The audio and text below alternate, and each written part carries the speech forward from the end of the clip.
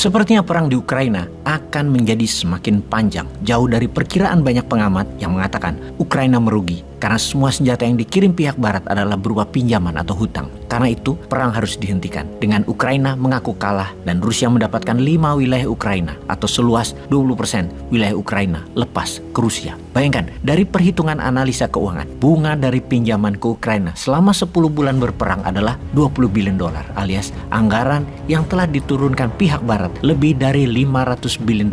Maka pasti Ukraina akan menyerah. Hal ini jika pemimpinnya, Sang Zelensky, pintar melihat dunia dan sadar bahwa dirinya hanya boneka barat. Rusia di sisi lain telah mengeluarkan anggaran yang sama, namun bukan dari pinjaman melainkan dari hasil penjualan gas, minyak bumi, dan grain atau biji-bijian. Strategi barat memberikan hutangan adalah debt trap yang nantinya akan membuat Ukraina menjadi failed state atau negara gagal. Dan ini semua adalah by design. Kita ingatkan, perang tidak akan terjadi kalau tidak ada yang untung. Anggaran Amerika yang dicetak modalnya pakai printing money, underlay-nya proyeknya adalah senjata untuk Ukraina, dibayar kepada defense kontraktor yang menghidupkan mesin industrial military complex. Di mana nanti ketika perang usai, para pengusaha itu akan menyedot harta Ukraina sampai mampus negara Ukraina yang akan menjadi negara miskin selamanya. Modal dagang itu harus kembali. Bayar biaya perang tersebut ke bohir, yaitu pihak barat dan Amerika. Herannya lagi, ada perintah dari Amerika bahwa Ukraina tidak boleh serang Rusia ke dalam wilayah Rusia, yang mana perintah itu minggu kemarin tidak ditaati oleh Ukraina. Yang mana hal ini sekali lagi membuktikan Zelensky pemimpin egois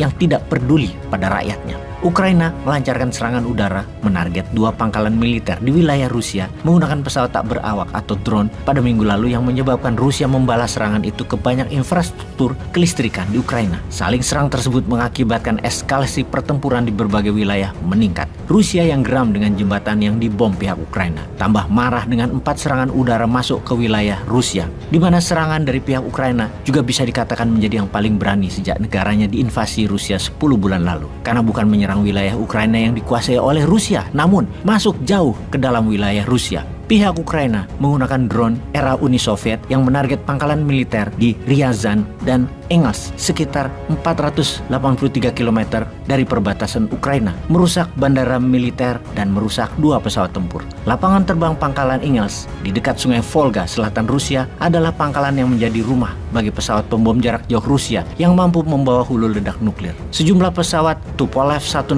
dan Tupolev 95 diparkir di pangkalan itu. Pangkalan Engels merupakan salah satu basis Rusia melancarkan serangan udara ke Ukraina selama invasi berlangsung. Drone Ukraina juga menyerang pangkalan militer Rusia di Diagileva di pusat kota Ryazan, sekitar 160 km dari ibu kota Moskow. 3 personel militer tewas dan 4 lainnya terluka akibat serangan di Diagileva. Tak lama dari serangan drone Ukraina, Rusia mengirim rentetan rudal ke kota-kota negara Ukraina hingga membuat pemadaman listrik di sejumlah wilayah di kala musim dingin berlangsung. Kota Odessa, wilayah yang saat ini diserang Rusia, selain banyak infrastruktur jalanan juga dibom oleh Rusia yang mengakibatkan kerusakan parah juga di ibu kota Kiev. Perang yang diatur-atur oleh pihak Amerika kepada Ukraina adalah hal aneh, namun ini semua rahasia umum kecuali si egois Zelensky yang tidak sadar.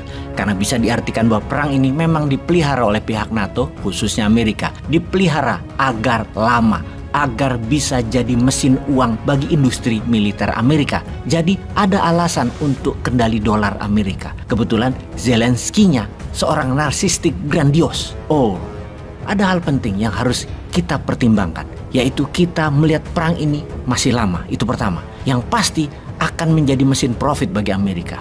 Ada hal lain yang penting, yaitu turunnya daya beli dunia di tahun 2023 ke depan nanti. Apa yang Amerika lakukan di bulan Januari 2023 nanti untuk mengatasi banyaknya uang beredar dan turunnya daya beli Amerika yang kita tahu memprint dolar dengan jumlah terbesar dalam sejarah Amerika selama ini karena mencetak mata uang sejak tahun 2021 adalah senilai 20.000 billion dolar atau 20 triliun dolar. Hal itu terbanyak jika dijumlahkan dalam 20 tahun terakhir. Dana cetak uang tersebut adalah untuk stimulus efek pandemi dan untuk perang di Ukraina. Karena itulah inflasi terjadi yang mengakibatkan harga meningkat, namun daya beli turun di seluruh dunia. Maka Amerika melakukan hal yang belum pernah terjadi dilakukan oleh Amerika selama ini, yaitu Amerika menarik semua uang dolar cetakan di bawah tahun 2021 Dan ini semua berlaku di Januari 2023, alias kalau uang dolar cetakan tadi tidak ditukar dengan uang baru, maka dolar cetakan tahun 2021 ke sana, uang lama tersebut menjadi tidak berlaku. Dunia saat ini gempar dan marah kepada Amerika. Ini langkah yang akan menyebabkan blunder bagi Amerika pastinya, karena triliunan dolar akan hilang dan menjadi tidak bernilai. Walaupun hal itu mungkin akan menstabilkan uang beredar dengan hasil produksi, namun hal ini adalah tindakan kurang ajar dan tidak amanah atas kepercayaan dunia akan dolar.